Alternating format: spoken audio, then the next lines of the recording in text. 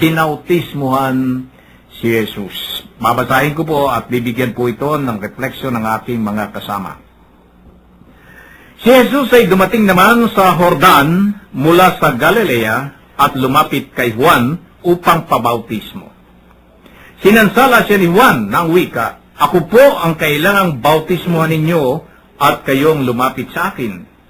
Ngunit tinugon siya ni Jesus, "Hayaan mo itong mangyari ngayon, sapagkat ito ang nararapat nating gawin upang matupad ang kalooban ng Diyos." At pumayag si Juan.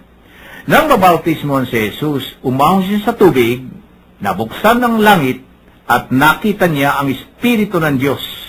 Bumaba sa kanya gaya ng isang kalapati, at isang tinig mula sa langit na nagsabi, "Ito ang minamahal kong anak, na lubos kong kinalulugdan."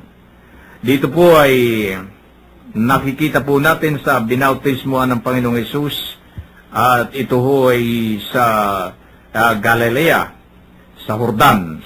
At ito ho'y mabibigyan ho ng magandang pananaw ho ng ating kasama maya-maya, dahil kasi nakarating ho doon mismo ang akin hong kasama rito na si Kuya Bert. Ngayon, Kuya Joe, ano pong nakikita ninyo rito sa bautismo na ito? Mga kapatnubay, binautismuhan si Jesus. Tinanggihan po ni Juan Bautista ang pagpapabautismo sa kanya ng ating Panginoon, pagkat batid niya, mas dakila kaysa kanya ang ating Panginoon. Subalit, nang utusan siya ng ating Panginoon, siya ay tumalima. Namuhay po ang ating Panginoon bilang isang karaniwang tao, kahit anak siya ng Diyos, tulad sa nasusulat. Siya po ay nagpakababa upang tularan natin, dahil siya ang simbolo ng pag-ibig. Ipinakita po ng ating Panginoon ang kahalagaan ng pagpapabautismo. Dalawang uri po ang bautismo. Ang bautismo ni Juan at ang bautismo sa Diyos Ama, Diyos Anak, at Diyos Espiritu Santo. Ang bautismo po ni Juan ay ang pagbabalik loob sa Diyos, at ang ipinag-uutos po ng ating Panginoon na bautismo sa ngalan ng Diyos, Diyos Ama, Diyos Anak, at Diyos Espiritu Santo ay ang bautismo sa pakikipag-isa sa Diyos. Yun. Yan ang maliwanag na ibinigay ng ating kasama si Kuya Joe. Yung bautismo, dalawa.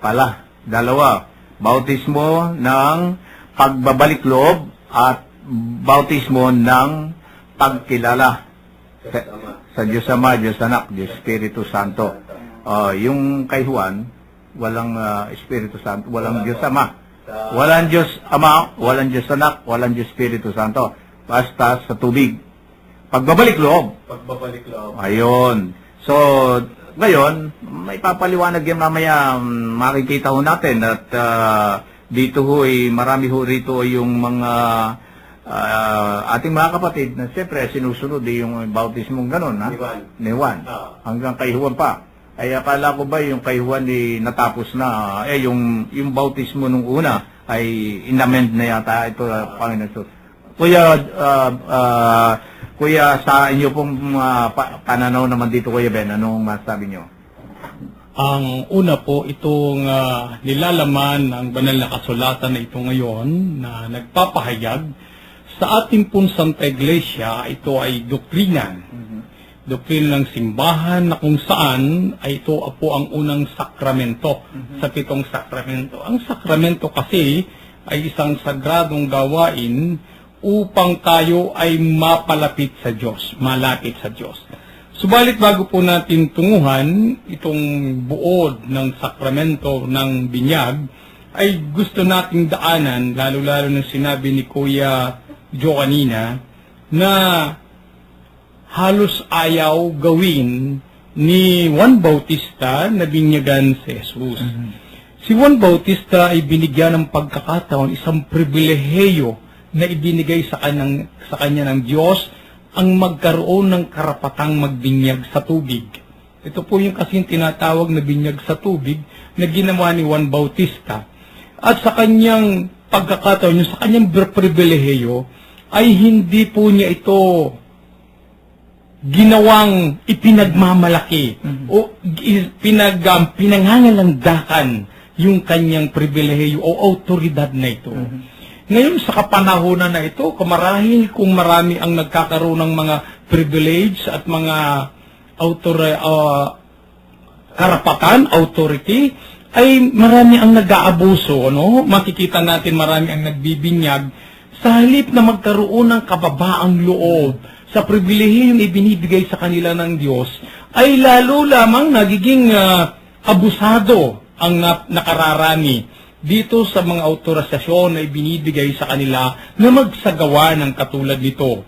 Halimbawa na lamang po dito sa mga sitwasyon nito, maraming sabi nga ni Kuya Men kanina, marami ang nagbibinyag na nagmamalaki sila, dapat daw ang sinusunod ay yung binyag kay Jesus.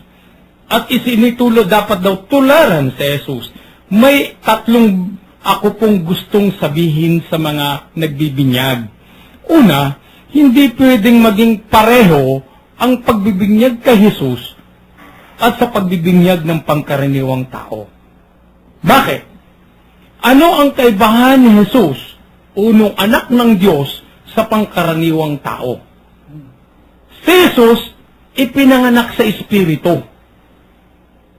Ang tao, ang pangkaraniwang tao, ay ipinanganak sa laman. Yan po unang kaibahan. Pangalawa, si Jesus ay Diyos na totoo at taong totoo. Pero ang tao, tao lang. Tao lang. Hindi maaaring sabihin na Diyos kaagad ang tao. May pagka-Diyos din ang tao sa pamamagitan ng binyag. Pangatlo, si Jesus, iba ang kanyang pagkatao sapagkat siya, bago pa dumating dito sa mundo, itinakda na niya. Bago pa dumating sa mundo, ang kanyang pagkatao, alam na niya. Naroon na siya. Pinadala lang siya ng kanyang Ama sa pamamagitan ng Espiritu. Bakit naman yung iba sinasabi, dapat daw tularan? Pero problema doon sa pagtulad nila, hindi rin naman sumusunod doon sa tamang edad. Basta ba, para lang tayong mga Katoliko ay kanilang mapulaan sa pagbibinyag, ang ginagawa nila, tularan daw nila si Jesus dahil malaki na at 30 years old na si Jesus bago magsimula ng ministeryo. Kaya ginagawa nila, mali din, nilulublob nila. Si Jesus, hindi naman nilublob binuhusan ng kamay ni Juan Bautista. Kamay ang ginamit, hindi nilublob na patihaya. Dito yung iba ngayon, nagbabautismo, patihaya Kaya tinatakpan yung ilong Pero, ang problema nito, kaya lang nila sinasabi na ganun, na dapat ay nasa tama ng edad, na katulad daw ni Jesus. Hindi naman nila tinutularan si Jesus doon sa tamang edad. Sapagkat pag pumasok ka ng 15 anyos, para lamang mapunta sa kanilang sekta, saka lang sila nagbibinyag. So, mga minamahal ko pong mga tagapakinig, huwag po tayong paliligaw sa mga bagay na aral na mali ng binyag. Ang tao po kasi may manang kasalanan. Si Jesus walang manang kasalanan to Hindi ito maaaring magkasala Banal ito Ngayon, hindi kung tutusin, hindi kailangan ni Jesus ang binyag. Subalit, doon naman tayo sa subalit. Sa pagsunod sa kalooban ng Diyos, sa kalooban ng Ama, si Jesus ipinakita niya ang isang modelo, ang isang uliran na pagsunod sa Ama at pagsunod sa kautusan ng Diyos. Kaya siya nagpabautismo upang magkaroon ng susundan ng tao sa kanyang kautusan o sa kautusan ng Ama. Pangatlo, titingnan po natin dito. Ano po ang unang pagpapakilala ng Ama? Narinig yung tinig ng Ama. Ito yung unang-una na narinig ang tinig ng Ama na yung kanyang anak ay pinararangalan niya. Lubos niyang kinalulugdan. Pero ang problema, Tayo po ba ay nalulugod sa anak na kinalulugdan ng Ama? Tayo po ba ay tumitingin sa katotohanan na